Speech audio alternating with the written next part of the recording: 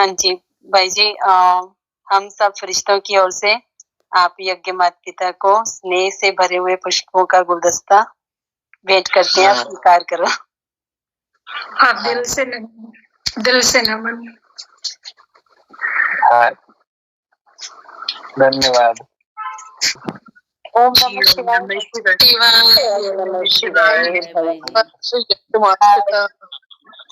सबको ओम नमः शिवाय।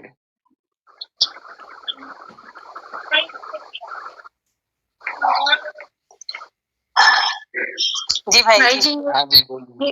19 मार्च 2024 की जो मुरली है ना, उसमें से हमको थोड़ा सा क्लियर करना था।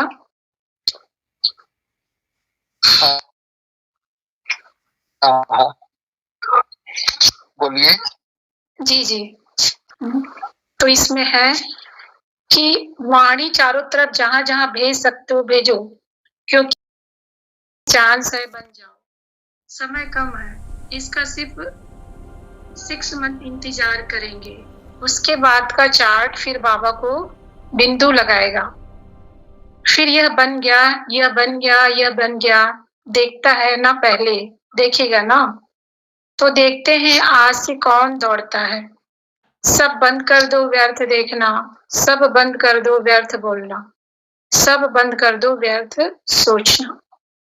अब यहाँ पे यही मेन है, क्योंकि वह 108 ऊपर भी इंतजार कर रहे हैं नीचे के 108 का, कि हम उनके गर्भ से आकर के जन्म लेंगे। वो बच्चे बैठ ऊपर इंतजार कर रहे हैं, मेरे माता पिता पावन कब होंगे। देखते हैं कितने रत्न निकलते हैं, 6 महीने के बाद बाप लिस्ट निकालेंगे। तो यही है। हाँ, पूछिए। तो इसमें क्लियर कर सुनैना बहन। भाई जी इसमें ना जैसे कि बोला ना कि ऊपर जो 108 आत्माएं हैं, है ना, सूक्ष्म वतन में, वो इंतजार कर रहे हैं जो नीचे 108 आत्माएं हैं। तो मतलब वो माता पिता हमारे कब तैयार होंगे। तो वो जो 108 वो ऊपर वाली आत्माएं, तो वो कौन सी आत्माएं हैं? ऊपर ब्रह्मा बाबा है, जानकी दादी है, गुलजार दादी है ना, ऐसे ऐसे आत्मा है। और भी जो 108 ऊपर अभी यहाँ जाने वाले हैं, और कुछ गए हैं, कुछ जाने वाले हैं, ऐसा।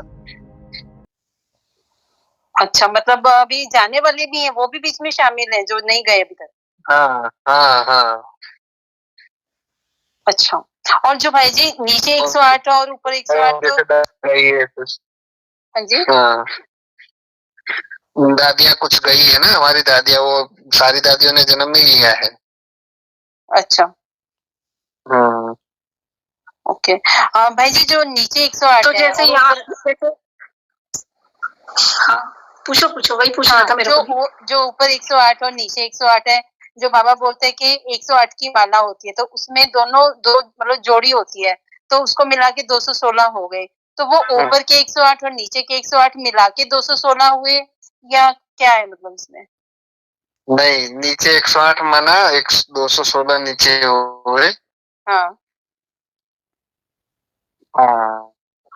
मतलब नीचे में जो माला है ना, वो 108 की माला है, 216 हुए। ओके, मतलब वो 216 मतलब जोड़ियां होंगी 108 मतलब। वो ऊपर के 108 को जन्म देंगे। ओके, हाँ जी, पूछिए रूही जी, आप क्या पूछ रही थी? जी रूही जी। जी वही पूछना था बस, आपने पूछ लिया। मैं और नहीं करती हूँ। ओके, तो भाई जी ये जैसे इसमें एक वो प्रश्न था कि जैसे कि बाबा ने बोला कि रावण, वो जो अभी होली पर मुर्दी चली थी सेकंड पार्ट में, तो उसमें बाबा ने कहा कि रावण और रावणी सूक्ष्म में है, मतलब वो पहले स्थूल में भी थे। तो वो स्थूल में रावण और रावणी कौन थे? मतलब वो इसका मतलब वो शरीर छोड़ चुके हैं, वो ऊपर है मतलब। तो क्या कहेंगे कुछ मतलब? देखो अभी अपन वैसे किसी को ठप्पा नहीं लगाना चाहिए, पर ऐसे कहते हैं, वीरेंद्र देव दीक्षित को बोलते हैं रावण। वो तो भाई जी हमने भी यही गेस किया था। और रावणी भाई जी उनके साथ में होगी कोई, उनके साथ में जुड़ी हुई? ओके, मतलब उसका अभी कुछ स्पष्टीकरण नहीं है। नहीं, वो उनके ही जो संगठन में से कोई है ना। अच्छा, तो इसका मतलब वे सूक्ष्म में ऊपर में है, सूक्ष्म में ऊपर में है या नीचे है? नहीं, बाबा ने तो बोला ना कि सूक्ष्म में, मतलब वो शरीर छोड़ दिया है तो ऐसे ही सूक्ष्म शरीर में घूम रहे होंगे। ओके। और भाई जी जो बाबा ने इसी मुरली में कहा था कि महाकाल और महाकाल की टीम में आना है, तो उसके लिए प्रेम स्वरूप बनना है, ऐसा ही था ना कुछ, मतलब। तो महाकाल और महाकाली, मतलब ये हमारे यज्ञ के माता पिता के लिए बोला गया। महाकाल महाकाली ऊपर सूक्ष्म वतन में जो होते हैं ना, वो ऊपर सूक्ष्म वतन में है, पर वो नीचे आके भी पाठ बजाते हैं बाद में। तो ऊपर समझ नहीं आया भाई जी, ये ऊपर सूक्ष्म में है, समझ नहीं आया। ऊपर सूक्ष्म वतन में भी जैसे बाबा ने बनाया हुआ है ना, सूक्ष्म में जैसे ब्रह्मा है, विष्णु शंकर सूक्ष्म में है ना ऊपर, वैसे महाकाली भी है ऊपर में, शंकरपुरी में। तो महाकाल बोलेंगे ना, महाकाल तो, हाँ महाकाल तो हो गया क्लियर हमारा, लेकिन महाकाली कौन है सूक्ष्म वतन में वहाँ पे? जैसे नीचे शंकर है ऊपर भी शंकर है, वैसे जगदम्बा है तो ऊपर भी उनका रूप है ना, जगदम्बा।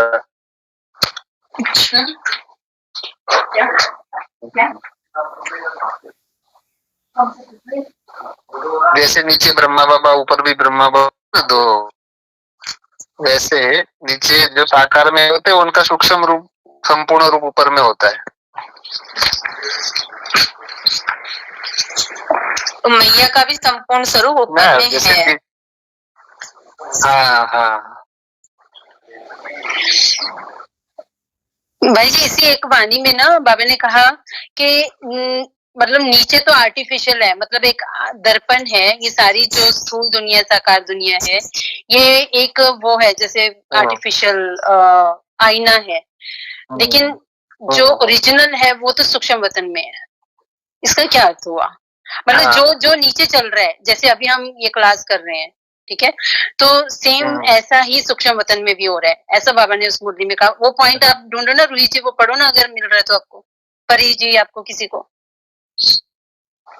जी। तब तक आप बताओ भाई जी। देखो क्या होता है सूक्ष्म, मतलब क्या होता है सूक्ष्म का मतलब होता है, आप मान लो कि घर में कोई डिश बना रहे हो, ठीक है, खाने के लिए, तो पहले तो आपके मन में बनेगी ना। हाँ बिल्कुल। फिर मन से बाहर आके स्थूल में बनेगी। तो सूक्ष्म फर्स्ट हुआ ना जी, सूक्ष्म से निकला स्थूल।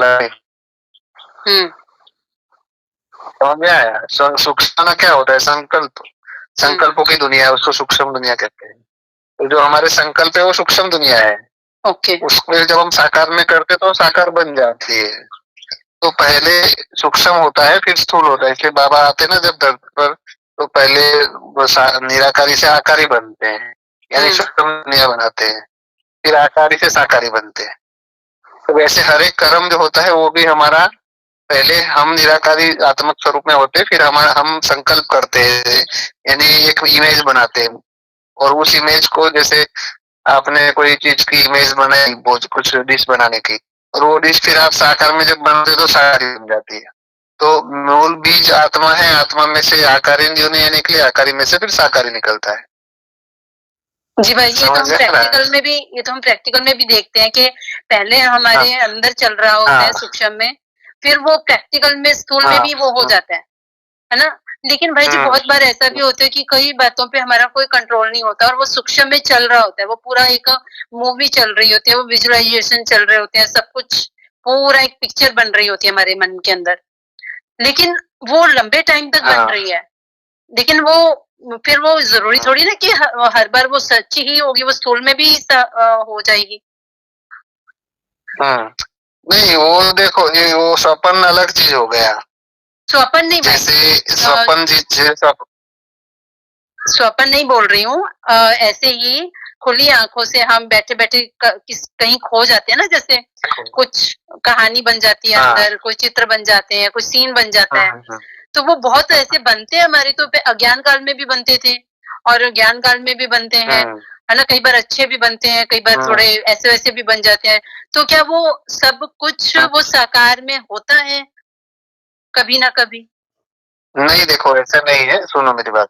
जैसे बाबा क्या बोलता है कि कभी आपके मन में सूक्ष्म में संकल्प, सुख में करो, उसको साकार में कर्म में मत लाओ, ऐसे बोलते हैं ना। हाँ जी। हाँ, तो कई चीजें ऐसी होती है जो सूक्ष्म में हम क्रिएट करते हैं पर उसको साकार में नहीं लाते, वो हमारे हाथ में है।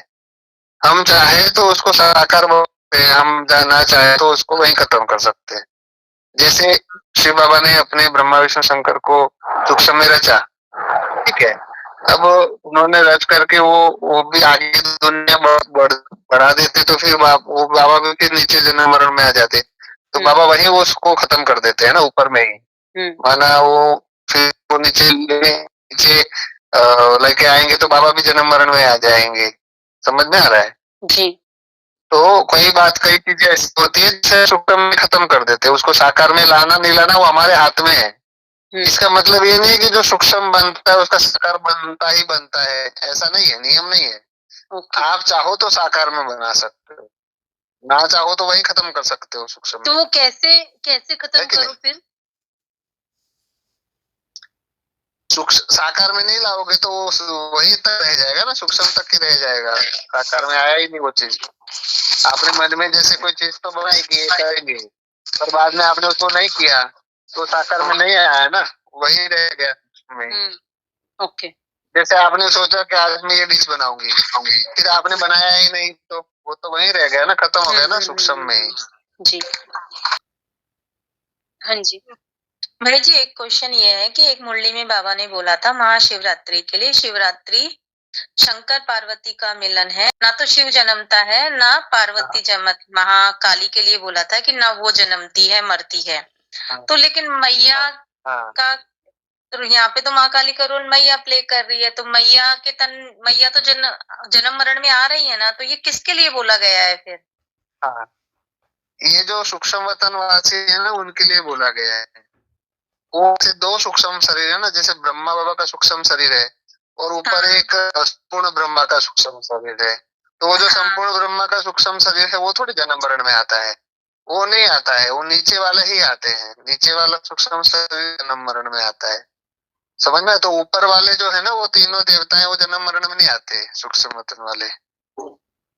तो बाबा जो मैं कहते हैं कि मैं भी है जी, तो बाबा जो कहते हैं कि मैं साथ में तीनों देवता देवियां भी है। हाँ हाँ हाँ, जो मतलब महिमा कर रहे हैं बाबा, वो नीचे मैया की महिमा कर रहे हैं या सूक्ष्मवासी मैया की महिमा कर रहे हैं? अब मैं पूछ रही हूँ जस्ट। हाँ हाँ, अब देखो नीचे वाली जो देवी है उसी का ही तो ऊपर संपूर्ण स्वरूप है ना। अच्छा जी, वाली का ही है ना। हाँ, जैसे ब्रह्मा बाबा के लिए बाबा क्या बोलते थे कि का संपूर्ण स्वरूप है जो वतन में दिखाया है, इस ब्रह्मा को ब्रह्मा जैसा बनना है, तो वो एक उनको एक लक्ष्य दिया कि ऐसा बनना है आपको, तो उनका ही स्वरूप है ना, वो वही बने थे ना, अंत में तो वही बनते हैं संपूर्ण ब्रह्मा बाबा ही तो विष्णु बनते हैं, वो इन्हीं का ही संपूर्ण स्वरूप है जो वतन में दिखाते हैं, तो नीचे वाला ही संपूर्ण स्वरूप होता है जो वतन में दिखाया जाता है। हाँ, वो अलग देखो, खाली सूक्ष्म शरीर अलग है परंतु दोनों अलग नहीं है, इन्हीं का ही पूर्ण स्वरूप दिखाते बाबा, समझ में आया आपको? हेलो जी भाई जी जी जी, समझ में आ रहा है? नहीं आ रहा है तो बताना।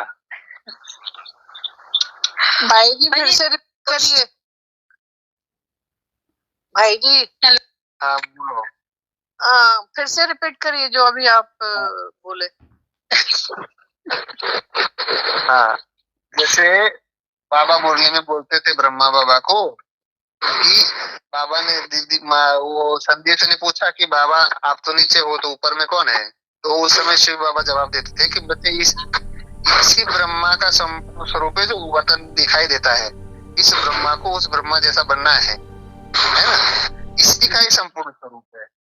दोनों समझ में आ रहा है, भले सूक्ष्म शरीर दोनों अलग अलग है परंतु इन्हीं का ही संपूर्ण स्वरूप है। मतलब भविष्य में ये वही बन जाएंगे जो ऊपर वाले हैं, है ना।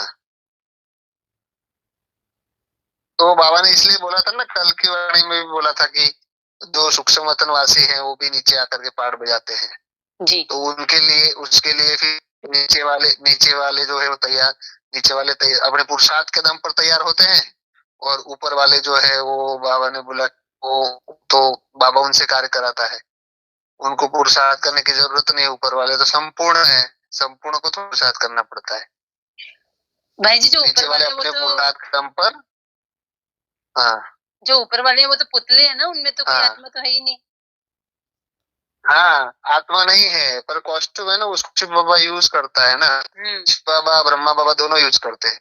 जैसे ऊपर वाले ब्रह्मा है उनको ऊपर वाले ब्रह्मा का जो शरीर कॉस्ट्यूम है उसको शिव बाबा भी यूज करते हैं, ब्रह्मा बाबा भी यूज करते हैं जी, है ना। भाई जी जैसे बाबा ने उस मुरली में बोला था, होली वाले दिन की मुरली में बाबा ने कहा कि जोड़े तो सबके होते हैं, बिना जोड़े के तो कुछ होता नहीं है ना।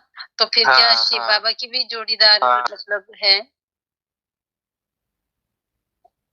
शिव बाबा तो निराकार है ना, निराकार का तो निराकार जोड़ी तो हो नहीं सकती। अच्छा। तो शिव बाबा जो है ना वो क्या है, वो आकारी बनता है। सबसे पहले जब दुनिया बनाई ना तो शिव बाबा ने सबसे पहले आकारी बना। कैसे आकारी बना? अर्धनारीश्वर यानी शंकर पार्वती का रूप धारण किया शिव बाबा ने पहले ऊपर में वतन में। शंकर पार्वती का धारण किया शिव बाबा ने? हाँ, शिव बाबा ही तो है ऊपर वाला। शंकर पार्वती कौन है? वो शिव बाबा ही है। वो तो पुतले ना, उनमें प्रवेश करते हैं ना शिव बाबा। हाँ वही तो अब प्रवेश, अभी जैसे आपका पुतला है, आपके पुतले में आप प्रवेश हो गए तो आप कौन सुनैना बेन नहीं हो गए जी। पर आत्मा अलग है, शरीर अलग है। हाँ। परंतु पूरा पैकेज देखा जाए तो शिवपुरा तो सुनैना बेन ही है। नहीं, शंकर पार्वती ऊपर जो है उसके अंदर शिव बाबा प्रवेश करके उनका आकारी, शिव बाबा का आकारी रूप है शंकर अर्धनारीश्वर। समझ में आया? फिर बाबा उस अर्धनारीश्वर, आपने जो अर्धनारीश्वर का ये उस दिन भी बोला था, मुझे नहीं समझ आ रहा। अर्धनारीश्वर में जैसे कि हम आत्माओं के लिए बाबा बोलते हैं कि तुम्हारे अंदर नर और नारी दोनों के संस्कार हैं, मतलब लक्ष्मी और नारायण दोनों के संस्कार हमारे अंदर रहते हैं एक आत्मा के अंदर। तो ऐसे बाबा के अंदर भी मतलब नर और नारी दोनों के संस्कार ऐसा? अभी पहले भाई जी को बताने दो सुनैना बहन जी। नहीं उनको पूछने दो, बराबर पूछ रही है वो। दीदी देखो क्या है, कहते हैं एक होता है स्त्रीलिंग, एक होता है पुरुष लिंग, है ना। स्त्रीलिंग पुल्लिंग और एक होता है शिवलिंग। तो स्त्रीलिंग पुल्लिंग दो किसी बाबा इससे होता है ना। भाई जी आपकी ना आवाज ब्रेक हो रही है, थोड़ा सा डायरेक्शन करो ना चेंज अपने। अभी आ रही है? हाँ जी, वो जब बोलते तो थोड़ी ब्रेक हो जाती है बीच में। हाँ तो शिव बाबा जो है ना वो ना स्त्री का बाण है उनके अंदर, ना पुरुष का बाण है। वो दोनों बाण से परे है ना। दोनों का मिश्रण माना, दोनों बाण से परे। मतलब जैसे हम आत्मा बनते हैं तो ना हमारे अंदर पुरुष वृत्ति रहती है, ना हमारे अंदर स्त्री की वृत्ति रहती है। उसका मतलब कि ना हम स्त्री को देख करके हमें अलग लगता है पुरुषों को, स्त्री को पुरुष अलग लगता है, ऐसे नहीं लगता। उनको ऐसे लगता है मैं भी वही हूँ, ये भी वही है। तो ये होती है आत्मिक स्थिति। तो शिव बाबा की वो स्थिति है, वो ना पुरुष ना उनके अंदर ना पुरुष की प्रधानता है ना स्त्री की प्रधानता है, दोनों का बैलेंस है। मतलब कि वो दोनों से ही परे है, दोनों से ही आकर्षित नहीं होता है। जैसे एक पुरुष स्त्री से आकर्षित होता है, स्त्री पुरुष से आकर्षित होती है, तो वैसे बाबा के अंदर वो गुण नहीं है। तो वो इससे अर्धनारीश्वर का मतलब ये नहीं होता है कि लोग बोलते हैं अर्धनारीश्वर का मतलब होता है किन्नर।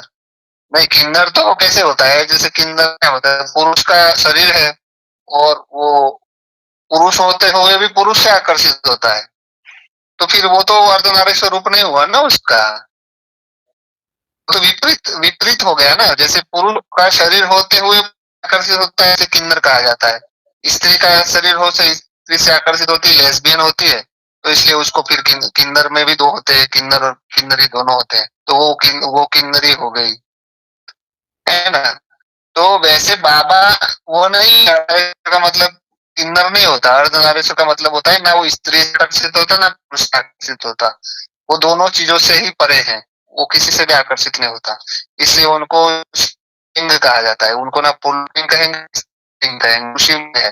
तो हमारी बात समान जब बनते हैं हम, ना स्त्री से आकर्षित होते ना पुरुष से आकर्षित होते, हम उन दोनों से परे हो जाते, पूरे आत्मा बन जाते हैं, ठीक है। तो वो स्थिति है बाबा के अर्धनारीश्वर रूप। माना ना उनके अंदर स्त्री की प्रधानता है ना पुरुष की प्रधानता है जी। दोनों का बैलेंस कह सकते हो आप, या दोनों से परे कह सकते हो, दोनों आकर्षण से परे, इसलिए उसको अर्धनारीश्वर कहते हैं। भाई समझ जी में जो आया? हाँ जी भाई जी, अर्धनारीश्वर जो आपने बताया कि शंकरपुरी में जब बाबा आते हैं अपने सूक्ष्म वतन की दुनिया रचते हैं तो वो अर्धनारीश्वर का रूप लेते हैं सबसे पहले। तो इसका मतलब महाकाल वहां पर है सूक्ष्म वतन में, और आपने जैसे कहा कि महाकाली भी सूक्ष्म वतन में है वहां पर। तो शिव बाबा की जो शक्तियां हैं महाकाल और महाकाली के रूप में, वो अर्धनारीश्वर है।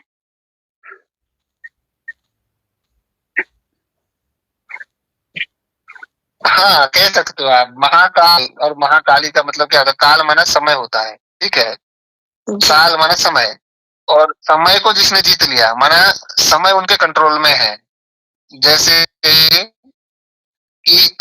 हम चाहते हैं कि कल से हम ये करेंगे वो करेंगे और हम नहीं कर पाते, मतलब समय हमारे कंट्रोल में नहीं है, समय हमको कंट्रोल कर रहा है। अब आप जो संकल्प करो वो कर रहे हो, जो संकल्प चाहो आज कल से मैं सुबह 3 बजे उठ के करूंगा, तो आप कर लिया। आपने सोचा मैं ये करूंगा, आपने कर लिया। जो संकल्प कर रहे हो मतलब समय समय आपके कंट्रोल में आ गया, आप महाकाल महाकाली की स्टेज के समान हो गए, है ना। जो सोचो वो कर पाओ, इसलिए बाबा क्या बोलते हैं कि संकल्पों की सिद्धि, जो आप सोचो वो कर पाओ, तो समझना आप बहुत पावरफुल आत्मा हो। तो समय आपके कंट्रोल में आ गया, समय आपको नहीं नचा रहा है, आप समय को नचा रहे हो। आप जो चाहो वो कर पा रहे हो, जो संकल्प कर रहे हो आप साकार में कर सकते हो। तो उसको कहेंगे महाकाल महाकाली की स्थिति, उस आत्मा को कहेंगे कि मास्टर महाकाल मास्टर महाकाली। क्या है इसके पीछे, मतलब पेपर हॉल में ये पता है कि हम पेपर हॉल में आके बैठे हैं।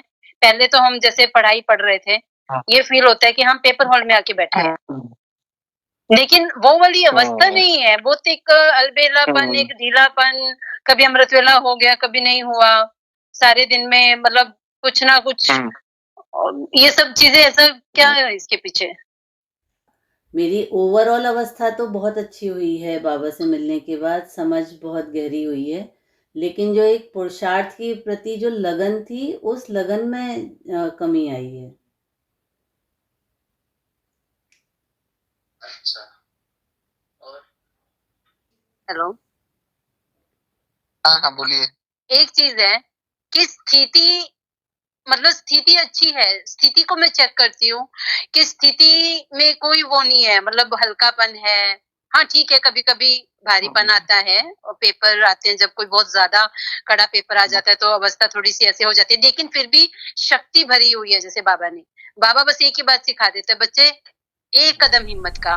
फिर बाबा को यही बोलते, बाबा तेरी शेरनी हो, हिम्मत नहीं हारूंगी, बस ये सोच कर फिर आगे बढ़ जाती हूँ, उठ के आगे दौड़ती हूँ। लेकिन मतलब थोड़ी वो चल रही है, ढीलापन लगता है। जितने भी संगठन है दुनिया में चारों तरफ, सबका डाउनफॉल हो रहा है, डाउनफॉल हो रहा है। उसका कारण क्या है पता है आपको? बाबा ने मुरली में पहले से इस बात को बताया हुआ है। बाबा ने बोला था कि अंतिम समय विकार आपको एक साथ पेपर लेंगे, जी है ना? अंतिम समय का बोला था ना, जी जी तो अंतिम समय तो आ गया, ये अंतिम समय ही चल रहा है।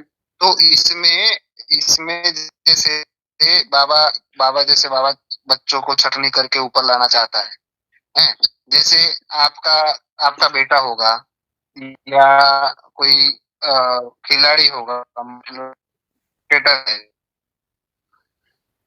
उसको क्रिकेट के बारे में प्रैक्टिस करा, सब कुछ कराया है। लास्ट में उसका वो उसको मैच खेलने जाएगा तब वो अच्छा अच्छा बैटिंग करेगा या अच्छा बॉलिंग करेगा, तब तब उसको अप्रिशिएट किया जाएगा ना। जी पहले तो उसको बहुत कुछ सब सारी चीजें परीक्षा उसको सिखाया, ऐसे खेलते हैं, ऐसे बॉल डालते हैं, ऐसे बैट मारते हैं, ये सब सिखाते हैं। जब प्रैक्टिकल में आता है तब उसको पता चलेगा खिलाड़ी कैसा है। तो वो मैदान में जब तक हम मैदान में नहीं आएंगे तब तक युद्ध चल रहा है, युद्ध के मैदान में बड़ा युद्ध है कि छोटा युद्ध है वो कैसे पता चलेगा? जब तक युद्ध के नहीं चलेगा ना, बड़ा युद्ध कौन सा छोटा युद्ध कौन सा नहीं पता चलेगा। तो ये जो परिस्थितियां है वो क्या है, ये युद्ध का मैदान है। परिस्थितियां जब हमारे पास आती है तो बाबा हमें परिस्थितियों के द्वारा चेक है कि हम कितने मजबूत है और कितने ढीले हैं। अभी तक तो हमने पढ़ाई ही पढ़ी है सबने, और बस हाँ मौज में रहे बस। पर पेपर जब युद्ध के मैदान में उतरेंगे और जब लड़ाई लड़ेंगे तभी पता चलेगा ना कि हाँ हम इतने बड़े योद्धा हैं।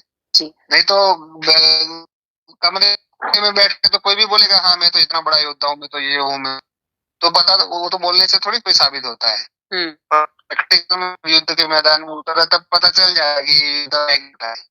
तो वैसे सारी दुनिया में विपरीत रूपी पेपर चल रहे हैं, सारी दुनिया के हो, कोई भी संगठन हो, चाहे भक्ति मार्ग या कोई हो, सबके लिए की घड़ी चल रही है, सबके लिए। और इस हलचल की पेपर की दुनिया में जो अचल अडोल रह करके दिखाएंगे वही बाबा के असली रतन है। तो जैसे आपने बोला ना कि अभी जैसे क्लास बढ़ गई, अभी आप सीधे पेपर हॉल में ही हो, क्लास में नहीं हो जी। ये लास्ट समय चल रहा है, ये पेपर चल रहे हैं आपके, सबके पेपर हॉल में हो आप अभी। जी और अभी सारी परीक्षा अभी संभालना की जरूरत है हम सबको। दुनिया के लिए पेपर है, सिर्फ आपके लिए नहीं। जैसे बाबा जो बोलता है ना, बाबा बोलते हैं मुझे बच्चों से नीचे कार्य कराना है। तो कई बार ये होता है कि ज्यादा पुरुषार्थी बच्चे ज्यादा अगर और ज्यादा ऊपर उड़ गए ना तो सीधे ऊपर ही चले जाएंगे, मतलब सीधे तन में चले जाएंगे शरीर छोड़ के, है ना, ये हो जाएगी। तो बाबा उनको ऊपर ले, अभी ऊपर काम रखो, बाबा को नीचे काम लेना है से, तो बाबा जानबूझ के उनको ठपका मार के नीचे ले आता है, मतलब ऐसी परिस्थिति ला देगा कि आपको नीचे आना पड़ेगा। समझ में आया? 2 दिन तो आपका जबरदस्त योग लगा, तीसरे दिन एकदम नीचे गिर गए एकदम स्थिति। क्यों ऐसा होता है? क्योंकि बाबा चाहता नहीं है कि बच्चा एकदम ऊपर आके फिर वो ऊपर ही बैठ जाएगा आकर के।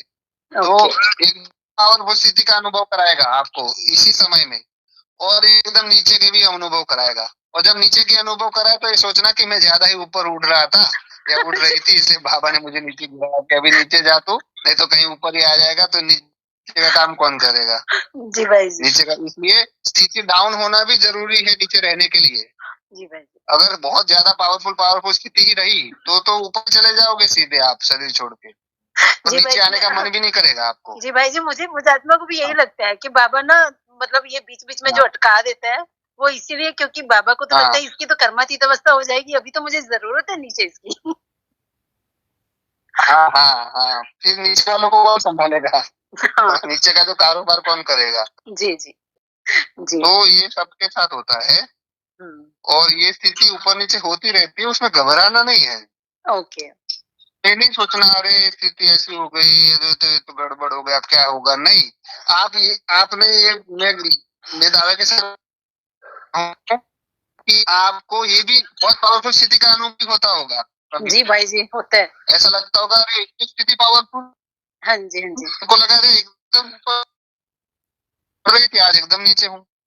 तो ये ऊपर नीचे चल रहा है बाबा का।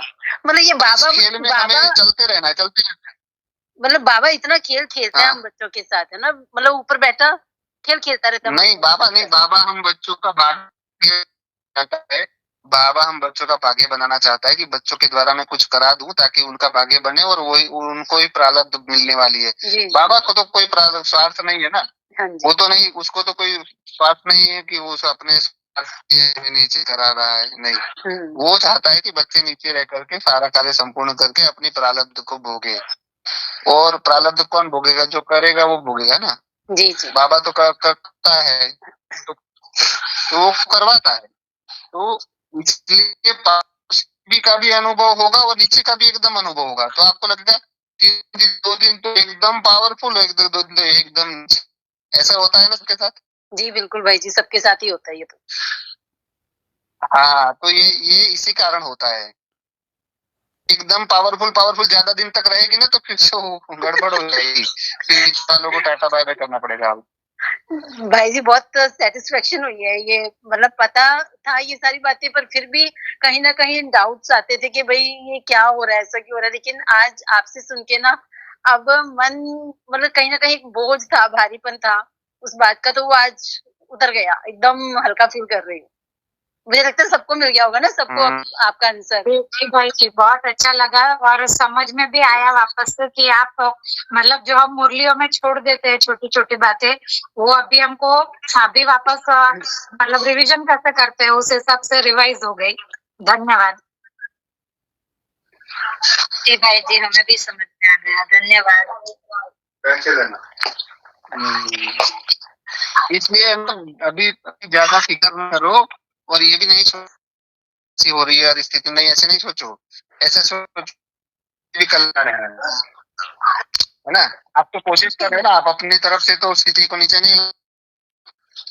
जी भाई जी, आगे के टाइम के लिए आप तो उसको कोई दिक्कत नहीं होता।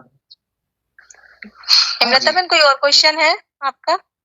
हाँ, एक है ना कि जैसे बाबा ने कहा था होली टू होली और पूर्णिमा टू पूर्णिमा, इसके पीछे क्या रहस्य है? आदि से अंत करके पॉइंट आई थी। हाँ, होली टू होली, पूर्णिमा टू पूर्णिमा, क्या? हाँ जी, क्या जी। बोलो? इसके पीछे क्या रहस्य है?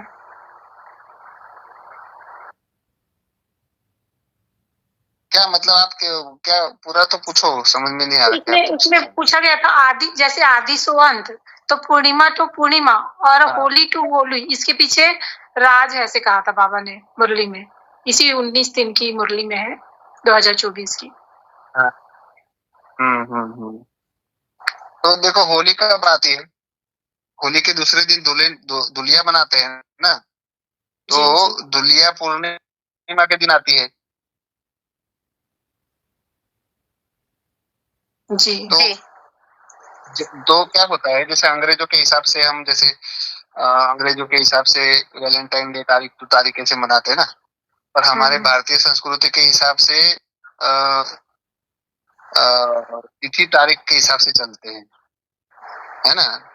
जी। जैसे नया साल हमारा चैत्र मास का पहला फर्स्ट होता है, पहली तिथि, उसमें हम नया साल मनाते हैं। तो इसमें जो होली टू होली है ना, उसमें एक राज है, वो एक्चुअली मैं बता नहीं सकता, वो समय आने पर मैं बताऊंगा। पर ये है कि हम इसमें ये कितना समझो आप कि हमारा जो भारतीय संस्कृति के अनुसार हमारे महीने, हमारी तिथि है, उस हिसाब से हमें सारी चीजें मनानी चाहिए। जैसे आपका जन्म मान लो किसी का जन्म मान लो कि होली के दिन, दुलिया के दिन हुआ है, तो उसको फिर जन्मदिन, जैसे उस समय दुलिया मान लो कि उस समय 8 तारीख को आई थी, तो उसको 4 तारीख को ही मना, तारीख नहीं देखना चाहिए, दुलिया तो दुलिया देखना चाहिए। जैसे शरीर छोड़ते हैं तो आजकल मनाते हैं ना, साल का एक बार उसी तिथि को मनाते हैं। हाँ, तारीख से नहीं मनाना चाहिए, तिथि के हिसाब से चलना चाहिए हमें, हमारे जो भारत की संस्कृति अनुसार। हाँ भाई जी जी, जैसे बोलिए। हम ज्ञान में आते हैं तो हम ये ज्योतिष वगैरह कुछ नहीं मानते हैं, तो और बाबा ने अभी जो सेकंड लास्ट मुरली है उसमें बाबा ने बोला था कि ये ग्रहण का कारण भी इविल सोर्स ऐसा हाँ कुछ तो बोला था वहां पर ना।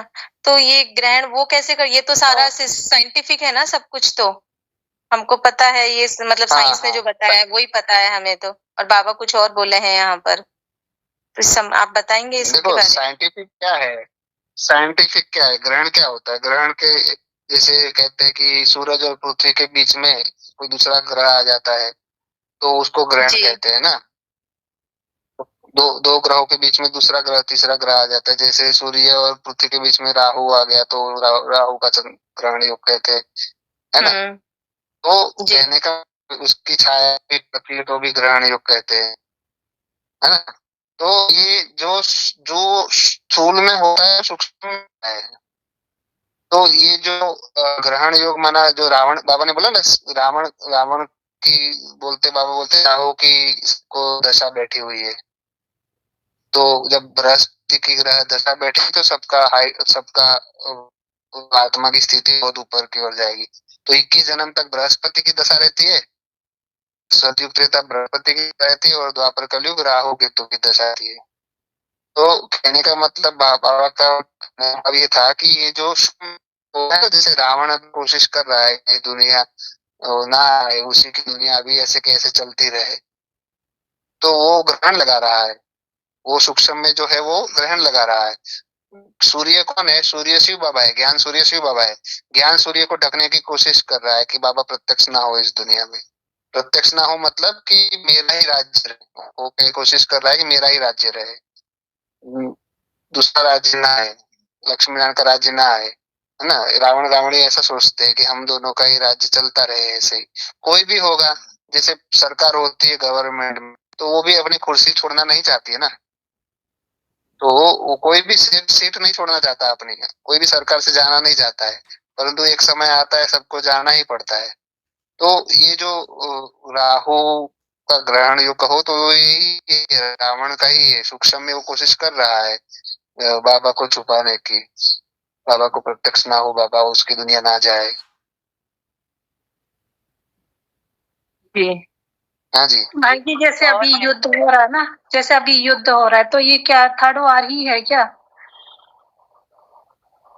थर्ड थर्ड वॉर का ही आगाज ही है ये, उसी का ही ट्रेलर है, ट्रेलर। अच्छा,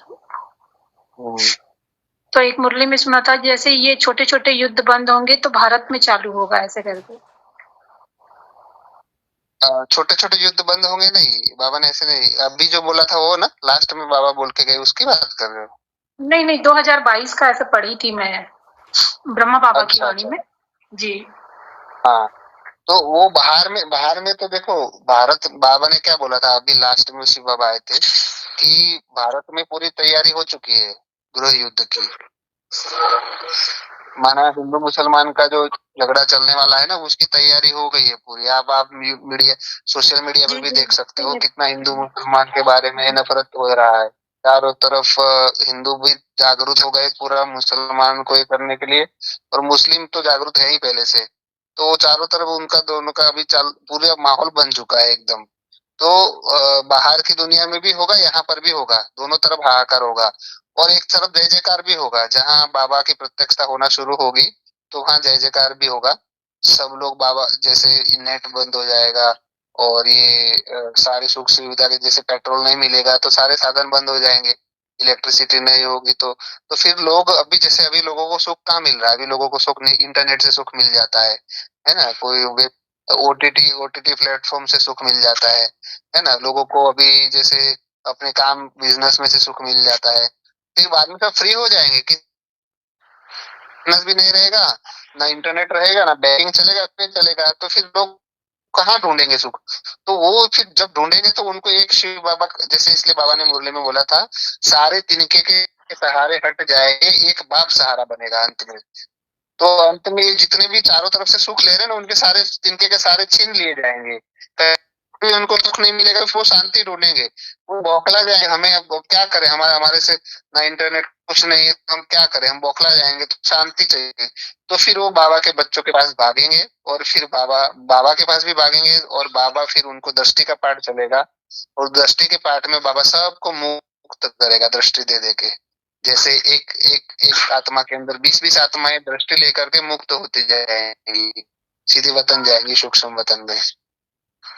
तो वो दृष्टि का पाठ चलेगा उस समय। हाँ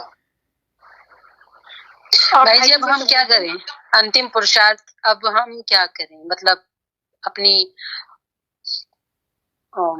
अवस्था को। और अभी जैसे हमने तो मुरली चलाई थी, उसी में ही बोला था, तो हर बार वो कुछ ना कुछ बताते रहते हैं वो पुरुषार्थ के लिए, कि अभी आत्मा को बात है पूरी तरह से साक्षी हो जाना है, अवस्था से भी साक्षी हो जाना है। अरे नीचे चली गई, अरे ऊपर चली गई, ये नहीं देखो, और नीचे चलेगी उसको भी देखो, ऊपर चलेगी उसको भी देखो, हर चीज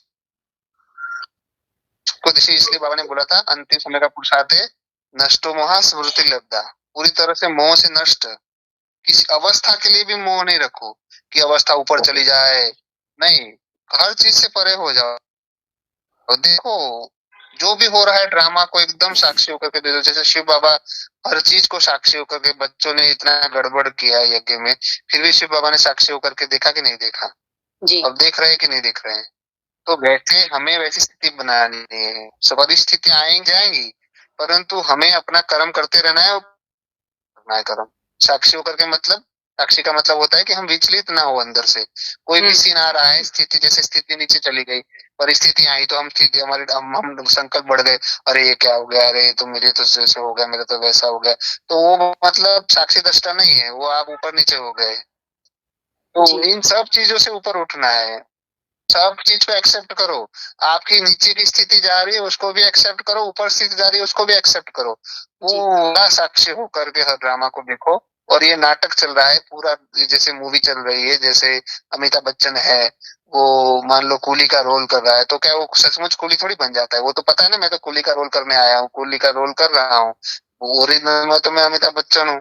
तो वैसे हमें समझना है कि ये तो मेरा रोल है। जैसे सुनैना बहन सोचेगी मैं तो सुनैना का मेरा रोल है और मैं तो आत्मा हूँ। जैसे अमिताभ बच्चन कूली बनेगा शूटिंग का, फिर वापस जैसे ही शूटिंग खत्म हुई वो अपना अमिताभ बच्चन बन जाएगा वापस।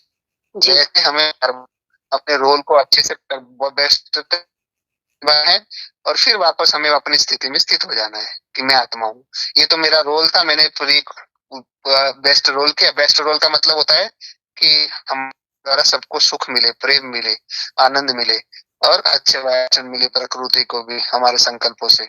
ये होता है बेस्ट रोल। तो बेस्ट रोल निभा के फिर वापस अपनी स्थिति में आ जाना कि मैं तो आत्मा हूँ, ये मैं नहीं हूँ, ये सुनैना मैं नहीं हूँ, ये सुनैना शरीर है ना, ये सुनैना इस शरीर का नाम है, मैं तो आत्मा हूँ, और मेरे को ये रोल मिला हुआ है। जैसे अमिताभ बच्चन को कूली का रोल मिला था, है ना, वैसा ना, वैसे करना है हमें। ऐसे पूरा साक्षी हो जाना है, हर तरह से साक्षी हो जाना है, अपने पार्ट को भी साक्षी देना है। बहुत ऊंचा पुरुषार्थ है ये जी। अपने पार्ट को भी साक्षी होकर के देखना है। इसका मतलब ये नहीं कि हम जानबूझ के गलतियां करते रहे और मैं साक्षी होकर के देख रहा हूँ, नहीं। साक्षी होकर के देखना मतलब जो हो गया उसको, उससे साक्षी हो जाओ, फिर उसको आगे उसको अच्छे से अच्छा करने की कोशिश करना है, पर उसमें बहना नहीं है कि हाँ मेरे को तो बेस्ट ही करना चाहिए। नहीं, अगर बेस्ट नहीं भी हुआ तो उसको भी एक्सेप्ट करना है और आगे बढ़ना है। हर चीज में आगे बढ़ना है, बस गलतियों से सीखना है, आगे बढ़ना है, रुकना नहीं है, अटकना नहीं है। रुकना अटकना मतलब कि अरे कैसे हो गया, अरे ये तो स्थिति खराब हो गई, ये तो ऐसा हो गया, नहीं, ये रुकना है, ये अटक गए, अटकना नहीं है। फ्लो में बहते रहो, चलते जाओ चलते जाओ, है ना। जैसे ही अपना स्टेशन आएगा ऑटोमेटिक गाड़ी रुकेगी, हम बाबा तक पहुंच जाएंगे। इसलिए बस चलते जाओ चलते जाओ, और बेस्ट से बेस्ट रोल निभाते जाओ, यानी किसी को भी हमारे द्वारा तकलीफ दुख संकल्प से भी ना पहुंचे, बस इसका ध्यान रखो और चलते जाओ चलते जाओ। ठीक है जी। किसी और का, किसी का कुछ, किसी को पूछना है तो फिर भाई जी का हमने शेयर करूं। जी जी। इसमें है, फिर एक श्री दो श्री को जन्म देता है, फिर एक दुनिया में भी श्री लगता है जिसको आप श्री कृष्ण कहते हो। तो जब सतयुग आता है, ऊपर का श्री अर्थात विष्णु, नीचे का श्री अर्थात कृष्ण, तो ये दो श्री कृष्ण दो श्री इकट्ठे होते हैं तब सतयुग चलता है, और दोनों श्री के इकट्ठा होने से बनता है नारायण। तो बोला है एक श्री दो श्री को जन्म देता है, मतलब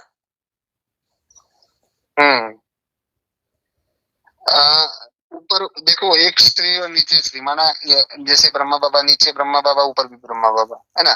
तो ऊपर वाला विष्णु और नीचे वाला विष्णु जब जैसे ब्रह्मा बाबा गद्दी पे बैठेंगे तो विष्णु का जो पावर है बाबा वो उसके मुकुट में डाल देंगे, जो जो हीरा होगा ना, डायमंड कोहिनूर, उसमें डाल देंगे।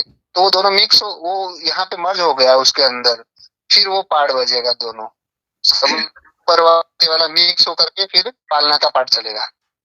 माना नीचे वाला विष्णु और ऊपर वाला विष्णु दोनों साथ में हो गए, और फिर 21 जन्म तक ये पाठ चलता है। वो मुकुट जो जो पहनेगा वो मुकुट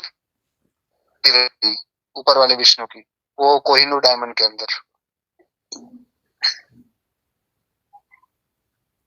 समझ में आया? नहीं, पर ये क्लियर नहीं हुआ ना, फिर एक श्री दो श्री को जन्म देता है। हाँ ना, ऊपर वाला वो नीचे, जैसे देखो ऊपर में विष्णु माना क्या है, विष्णु माना दो है ना, तो ऊपर वाला जो विष्णु है वो नीचे दो लक्ष्मी नारायण तैयार करेगा। लक्ष्मी नारायण माना एक मन का तैयार करेगा ना, एक माना लक्ष्मी नारायण, दोनों मिक्स होकर के एक मन होता है ना। अच्छा, समझ में आया? तो ऊपर वाला जो विष्णु है वो नीचे नीचे दो जन को तैयार करेगा, एक लक्ष्मी और एक नारायण, दोनों को तैयार करेगा, और दोनों के द्वारा फिर पाठ भेजेगा नीचे पालना का। समझ में आया? ऊपर वाला श्री नीचे वाले दो श्री को जन्म देगा, माना दोनों के द्वारा दुनिया चलाएगा, फिर पालना का पाठ हुआ। यानी लक्ष्मी और नारायण दो आत्माओं के द्वारा, माना आत्मा दो है और तो मन का एक ही कहा जाएगा।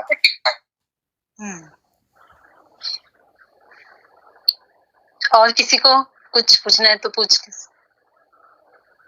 भाई जी जैसे संगम युग है तो संगम युग में सभी की श्री वाला क्लियर, पहले आगे बाद में बढ़ो, पहले ये श्री वाला कि नहीं हुआ, ये पहले हो गया। हाँ जी, हो गया। हाँ पूछिए। जैसे संगम युग रिकॉर्डिंग का युग है बोलते हैं ना, तो क्या ज्ञानी अज्ञानी सबकी रिकॉर्डिंग हो रही है इसमें? हाँ देखो,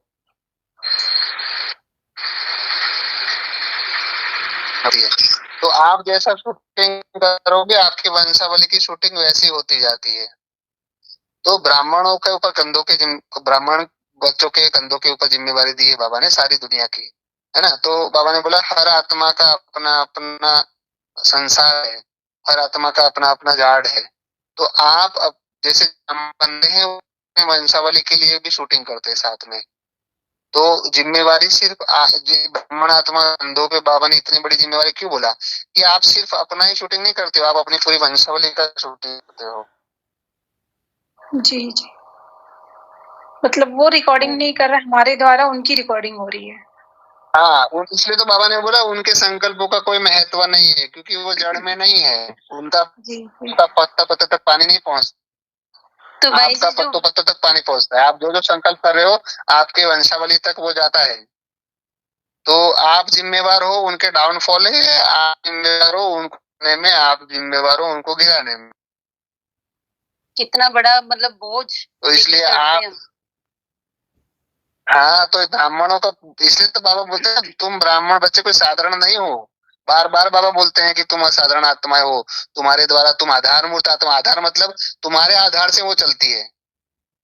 तुम जैसा करोगे तुम्हें देख वो करेंगे, कैसे तुम जो करोगे वही तुमके देख वो करेंगे, क्योंकि तुम्हारे आधार से वो चलती है, तुम्हारे शूटिंग के आधार से उनका चलता है। तो हम ही चाहे तो पुण्य का खाता पद्मा पदम जमा कर सकते हैं, हम चाहे तो नीचे भी जा सकते हैं। इसलिए ब्राह्मण, इसलिए बाबा बोलते हैं कि जो चढ़ाने के निमित्त बनते हैं इसलिए ब्राह्मणों को इतनी मेहनत करनी पड़ती है, जो गिराने के निमित्त बनते हैं इसलिए उनको चढ़ाने में इतनी मेहनत करनी पड़ती है।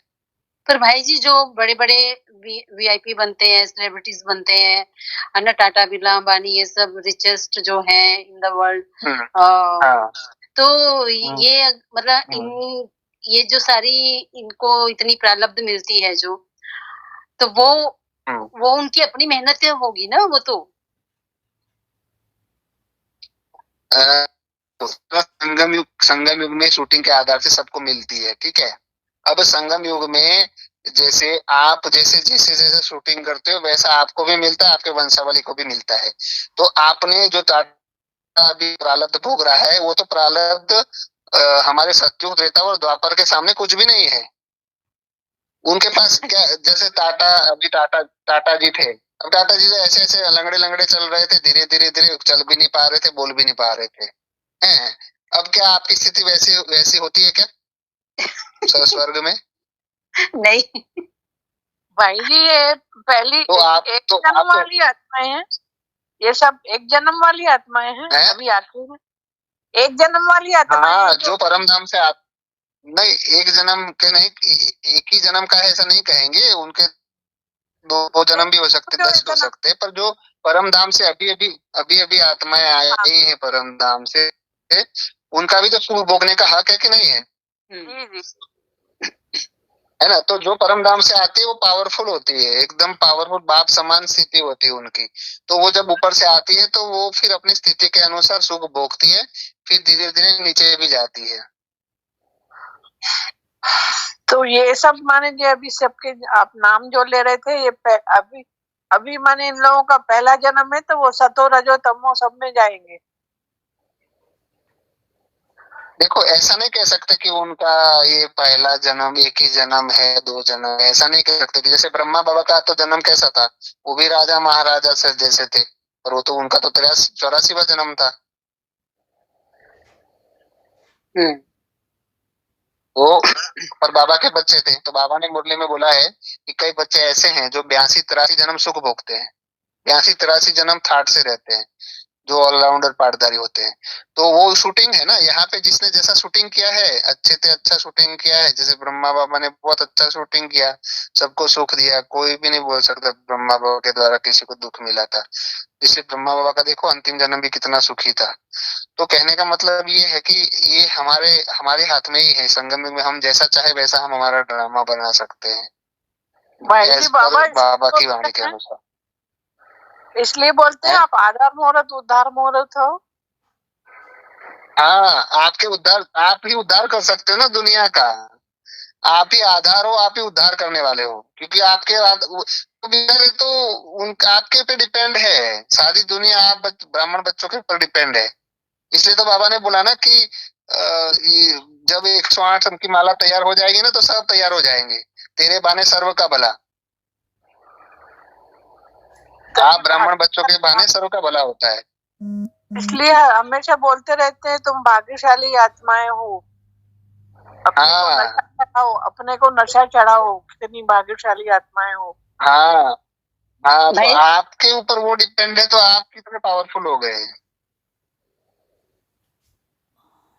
भाई जी, बाबा ने कहा कि 108 जो माला के दाने हैं वो बाबा ने कहा कि वो होंगे जिन्होंने तीसरे रथ में बाबा को एक्सेप्ट किया है। मतलब जो भी अभी जिन्होंने बाबा को एक्सेप्ट कर लिया वो 108 माला का दाना है। एक्सेप्ट तो काफी हजारों आत्माओं ने किया है, तो क्या हजारों 108 बन जाएंगे? वही तो इसमें छटनी हो रही है ना, अभी होगी ना छटनी, अभी अंतिम समय तक कौन टिकता है वो देखना है ना। जो अंत तक टिका रहेगा वही तो विनर है ना। जैसे मैच होती है तो पहले 8 देशों के बीच में मैच होती है, फिर उसमें से 4 बाहर हो जाते, फिर देशों के बीच में होती है, फिर उसमें से 2 बाहर हो जाते, लास्ट में फाइनल मैच होती है, उसमें जो जीतता है वही विनर होता है। तो वैसे ऐसे आउट होते जाएंगे, सब निकलते जाएंगे, जो लास्ट में बचेंगे बाबा के पास वो सिर्फ 108 ही बचेंगे निश्चय बुद्धि बच्चे, बाकी तो सब आउट हो जाएंगे, कुछ ना कुछ अनिश्चय बुद्धि हो जाएगा। मतलब ऐसी कड़ी परीक्षा लेने वाला है बाबा, निकलते जाएंगे। हाँ, मतलब बाबा ऐसी जैसे अभी ले रहा है ना। हाँ, अभी और लेने वाला है, सही बोल रहे हो आप। तैयार है भाई जी, कोई बात नहीं। तभी तो छटनी होगी ना, तभी तो पता चलेगा ना बाबा मेरा शेर कौन है और मेरे बकरी वाले बच्चे कौन से। भाई जी आप तो विनर है ना, तो आप लोगों के पास तो उतनी पेपर नहीं आती होगी। ये बिल्कुल गलत सहमी आपकी।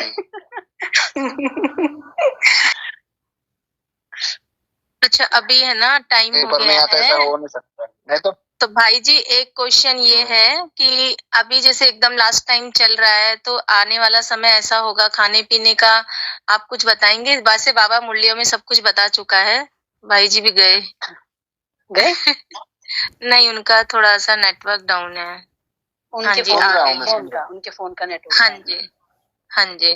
सुन रहा हूँ। सो खाने पीने के आप कुछ बताएंगे भाई जी, अभी कैसा रहना चाहिए ब्राह्मण बच्चों को? मतलब क्या खाने पीने का मतलब? खाने पीने का क्या मतलब कि खाना अभी चाहिए, क्या देना चाहिए? हाँ, ऐसे बाबा बता चुका है द मुरलियों के अंदर, लेकिन हम जस्ट आपसे पूछ रहे हैं कि अभी हमें किस तरह सा और ज्यादा धारणाओं में चलना चाहिए। धारणाओं का मत सूक्ष्म धारणाओं के ऊपर मेन फोकस करना है। बाकी जो स्थूल धारणा है उसमें आपका शरीर स्वस्थ रहे, हेल्दी रहे, वैसा खाना खाना है। वो जैसे एक टाइम आप हल्का खाना खाओ और एक टाइम आप सब्जी रोटी दाल चावल खाओ, है ना, एक टाइम। और एक टाइम आप हल्का खाना खाओ, लाइट खाना, जैसे ओट्स हो गया या जो भी, जैसे उस टाइप का लाइट खाना एक टाइम। और एक टाइम आप सब्जी रोटी दाल चावल खाओ। तो उसको बैलेंस करके चलना है। क्या अभी भी जैसे बीकेज में होता था कि हमें किसी एक के हाथ का नहीं खाना है ना, मतलब तो क्या करना चाहिए यहाँ पे? देखो वो परिस्थिति के ऊपर है। अगर आपकी परिस्थिति ऐसी है जैसे आप नहीं बना सकते, है ना, आपको बना नहीं सकते, तो आप क्या करोगे? अगर आपको, तो फिर आप उनको अपने घर में किसी को बुला करके वो बनवा सकते हो। पर आप जब मजबूर हो, जब आपकी परिस्थिति ऐसी है कि आप नहीं कर सकते, तब की बात है। तो मजबूरी की हालत में आप करके फिर बाबा की लहसुन प्याज तो हम नहीं खाते बाबा के, नहीं चाहिए। हो सके तो करना चाहिए भाई जी। और ज्यादा कोई मजबूरी है? मेरी छोड़ो मजबूरी।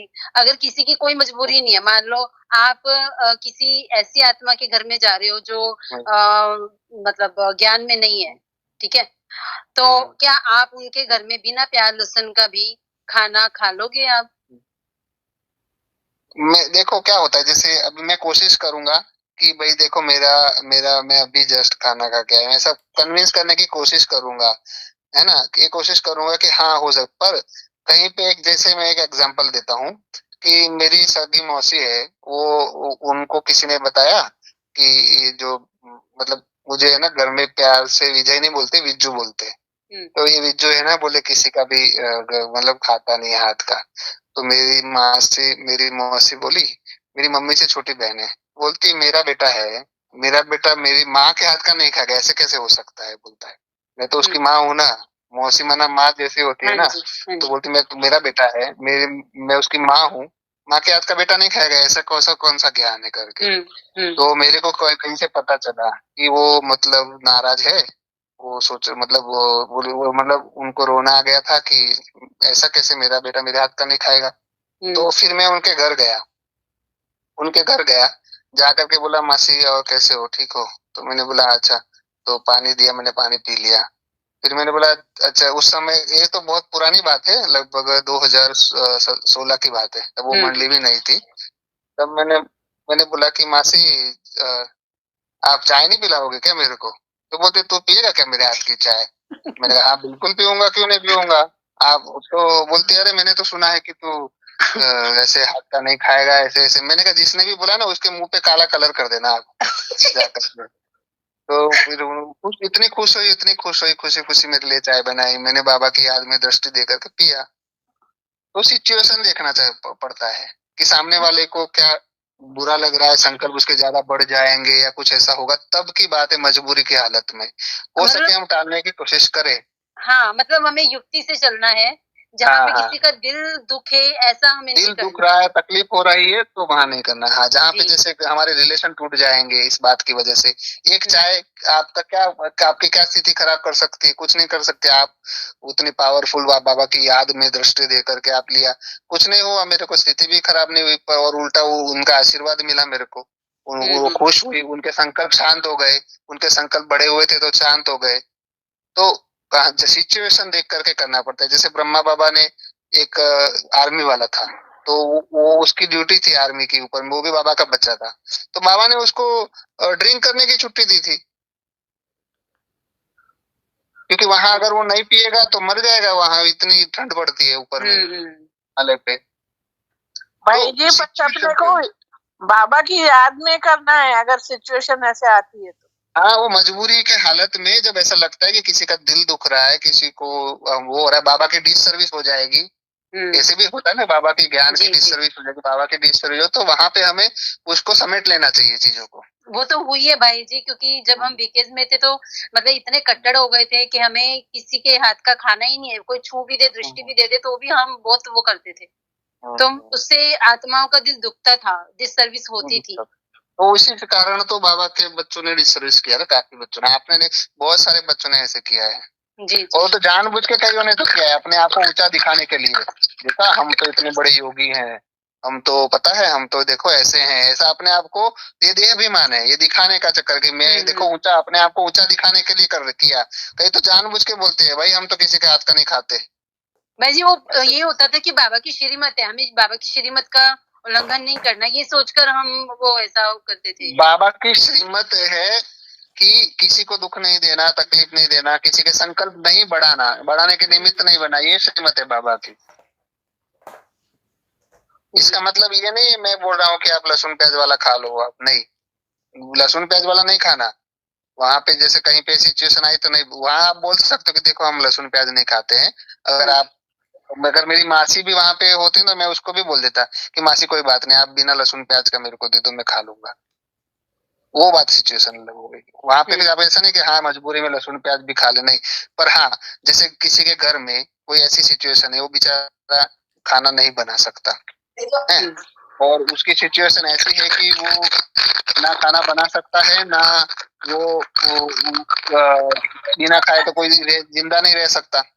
तो अब उसकी हालत ही नहीं है बनने की और उसके घर में वो बिना लहसुन प्याज का बनता ही नहीं है, तो क्या करेगा वो आदमी, मर जाएगा क्या बिना खाए। तो वहां पे हर सिचुएशन देखी जाती है, समझ में आ रहा है आपको जी। पर जहां नॉनवेज की बात आती है वहां मर जाना ठीक रहेगा, पर नॉनवेज नहीं खाना चाहिए। वहां भूखे मर जाओ, नॉनवेज नहीं खाना चाहिए, नॉनवेज में एकदम कट होना चाहिए। हाँ किसी की खुशी के लिए नॉनवेज खा लो, ये गलत बात है, नहीं, वहां खुशी नहीं देखनी होती है।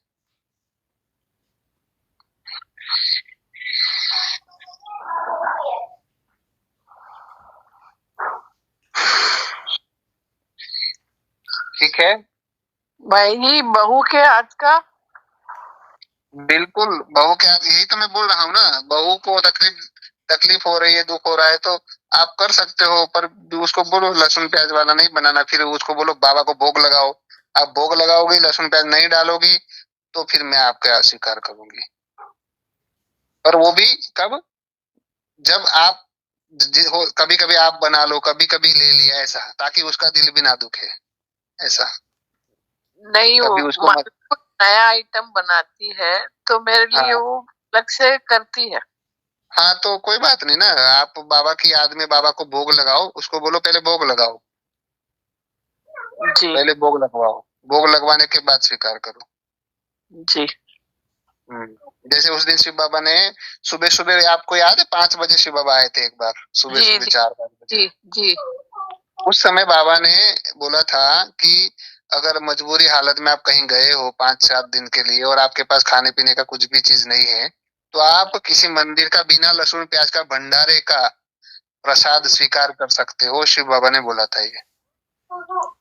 ब्रेड खा सकते हो, फ्रूट खा सकते हो, ऐसा बोले थे। नहीं, मंदिर का भंडारा बोला बाबा ने, मंदिर में जो बहुत प्रेम से भाव से वो लोग जो भंडारे में बनाते हैं ना मंदिर में, वो बिना लहसुन प्याज का आप स्वीकार कर सकते हो मजबूरी हालत में। जी हाँ ये बाबा ने बोला था। बाबा नेक्स्ट बाबा मिलन कब होगा? अभी तो कोई डेट बाबा ने दी नहीं है बाबा मिलन की, पता नहीं बाबा कब अभी देगा, आएंगे तो पूछेंगे बाबा को। आप सबकी तरफ से आपका दिल से बहुत धन्यवाद। आप तो बहुत सारे लोग जुड़ते हो, अच्छा आपका लोगों का संगठन है, बहुत बढ़िया। जी ओम नमः शिवाय। जी भाई जी, ओम नमः शिवाय। भाई जी। नमस्कार भाई जी।